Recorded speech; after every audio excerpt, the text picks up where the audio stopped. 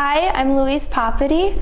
I'm a commenter here at Youth and Government, and this is Felicia Flores, our governor. So, what made you choose to join Youth and Government? Well, I first started as a sixth grader at the House of Commons, and the way I got there was that Miss Tracy, she's a teacher, or was a teacher at Conrad Schools of Science, and then she is now the director at Odyssey Charter. But she came up to me when I was around your age, and I was in her social studies class, and she asked me to join the program. And that day I actually got on the bus, and I was ready to go home because I was really just prepared to become like a surgeon, and I didn't really think that being in a political program would really help me at all. Mm-hmm. And it ended up being the best decision of my life because now 7 years later I'm here and I know more about myself and I'm ready to take on the world. That's awesome. So what's the best feeling that comes with being youth governor? The best feeling is having conversations like this. I love just talking to people and meeting new people, and the best thing about it is just being able to take someone's day, no matter how it's going, and make them laugh and make them smile and make them just feel so much more comfortable in who they are. And I just love human interaction because we can really learn a lot from each other and we can really make each other's day. So what's the most difficult part of this job? Okay. The most difficult part is probably vetoing someone's bill. There's a lot of thought that goes into when I go about telling someone that their bill isn't going to be passed, but I really make sure that when they leave, they're not disappointed in themselves at all. In fact, I make sure that they leave and they're more empowered to go out and keep talking about what they really want to change in the world, because even though I might not agree with it, they still got here, so they still managed to convince a lot of people to just believe in themselves. And I want them to leave with a smile, and I want them to feel good about themselves. All right, so what's your most valuable memory during your time here at Youth and Government? My most valuable has to be it had to do at Kona. Basically, what we do is we go to Kona and we have a little bit of free time. And the trip that I always do is the hike. That's my yearly thing that I love. And the thing that I love about it is actually getting there. It's really hot, really sticky. There's some parts where I could fall off a mountain, I could die right now. So yeah, it's pretty scary.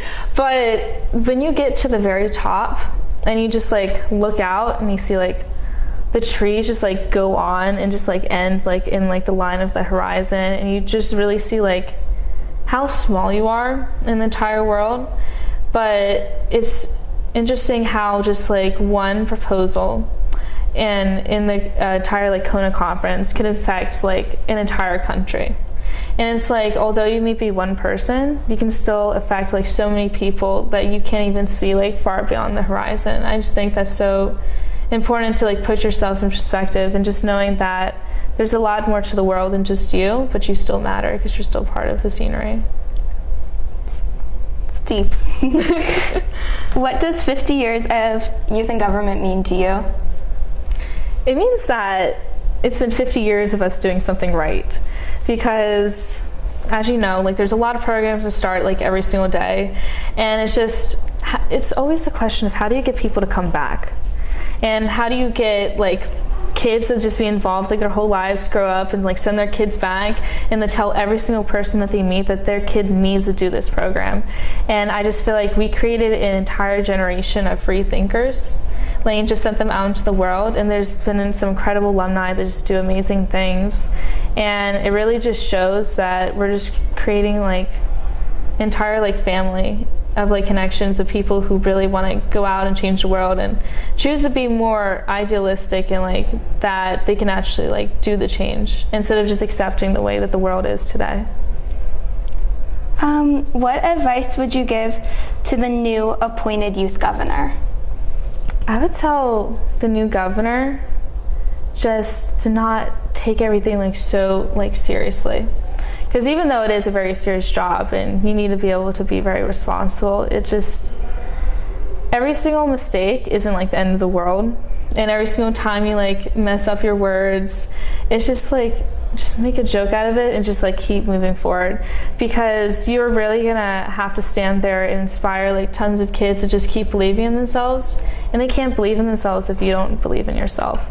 So it's really staying true to yourself and showing your real personality, because if you're quirky, if you're a little weird, like, and if you show that, it just like makes the kids who like once felt out of place around like their schools, it really makes them feel like they have a home here, because we have kids that are just like worlds apart, but somehow we all come together in a family because we accept one another. Not because we ask them to be a certain type of person, fit into a certain mold, but because they can really be anything here. What is your favorite ice cream flavor and why? My favorite ice cream is one that I make myself. So pretty much, yeah. So pretty much like all I do is like I freeze bananas and then I like add in like any fruit like into it, and then I like blend it up and I make it myself. But I kind of like just making things for myself because it gives me like more pride in like when I'm like eating and stuff. What's your daily outfit and what does it say about you? Okay, so I'm a major thrifter. I love thrift. Yeah, I like go out like on weekends and I go to Goodwill outlet stores. I find like little like hole in the wall shops, and I really like just having and wearing like someone else's story. I really like old things because it's just like you wear it and you know like someone else has like lived in the same sweater you are, the same jeans. And I love like old styles, and I feel connected to like someone else. And I really like having like a deeper meaning to like everything that I wear and more of a purpose. And like, for example, I also have this ring that I wear on my necklace, and it's a promise ring that I bought for myself. And I made my own promise. There's some poetry that I wrote that like goes with it.